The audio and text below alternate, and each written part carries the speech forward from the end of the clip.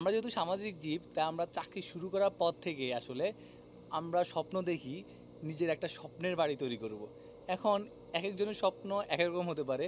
কেউ চায় একটু গ্রামে বাড়ি করবে, কেউ চায় শহরে তার একটা নিজের আবাসস্থল হোক, আবার কেউ চায় প্রকৃতির মাঝে একটা বাড়ি হোক, পাহাড়ের মধ্যে একটা বাড়ি হোক।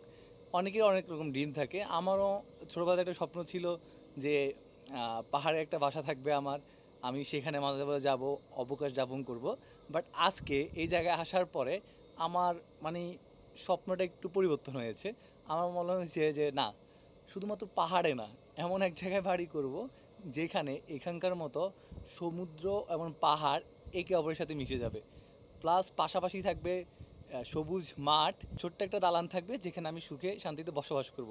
চলেন আমার স্বপ্নের বাড়ি কেমন হবে আমি এখানকে থেকে আপনাদেরকে দেখাচ্ছি। আমার স্বপ্নের বাড়ি থাকবে এরকম, এক পাশে সানরাইজ সানসেট হবে, এক পাশে পাহাড় থাকবে আর সমুদ্রের বিশাল জলরাশি তো আছে, আর অপোজিট পাশে এই যে আমি আপনাদেরকে দেখাচ্ছি এই যে সবুজ মাঠ থাকবে। তারপর এই সবুজ মাঠের পাশে দেখেন ছোট ছোট ঘর। আমার মনে হয় এই এই ঘরগুলোতে যারা বসবাস করে তারা হলো পৃথিবীর সবচেয়ে সুখী মানুষ। তারা এক পাশে সবুজ মাঠ দেখতেছে, সবুজে ঘেরা পাহাড় দেখতেছে, আবার এই সমুদ্রের বিশাল জলরাশি দেখতেছে।